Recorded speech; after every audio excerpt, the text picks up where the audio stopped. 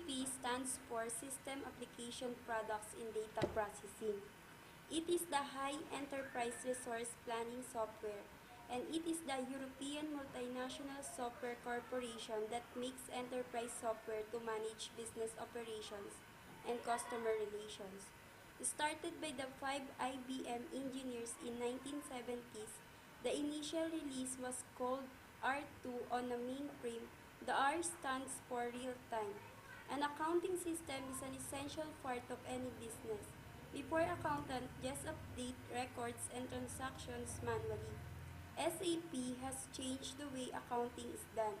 SAP has created an accounting system to convince financial management, which is called SAP.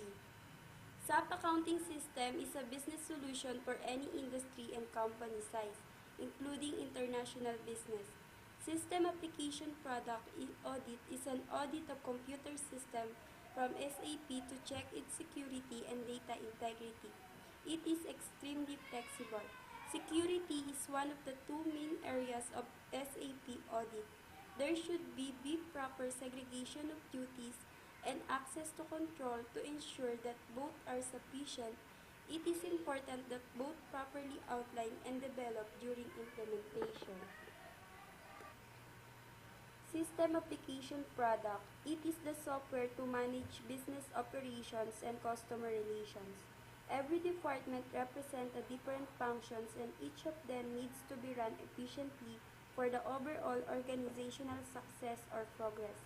SAP software is important because it manages the complex business units of large enterprise. SAP can run all the business processes in line with functional strategy of the organization and offered a common system for multiple tasks.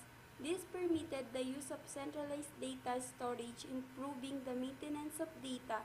From a technical point of view, therefore, a database was necessary. SAP products for small businesses and mid-sized companies are delivered through its global partner network. In 2008, SAP signed SAP Global Service Partnership with HCL Technologies, service provider headquartered in India. SAP partnered Edge has also signed with Enfos Incorporated, a software-as-a-service company, to develop their partner sustainability solution platform. The SAP Partner Edge program and SAP Partner Program offers a set of business enablement resources and program benefits to help partners, including value-added resellers. And SAP uses 70% of all Fortune 100 companies like Ford, Unilever, Adobe, etc. Title bar. The SAP RT system. The title bar displays the name of the current application function or system task. Menu bar. Menu, edit, favorite, extra, system help. The menu bar contains menus for the functional and administrative areas of the system. Toolbar. The toolbar contains buttons with icons that provide quick access to commonly used SAP functions.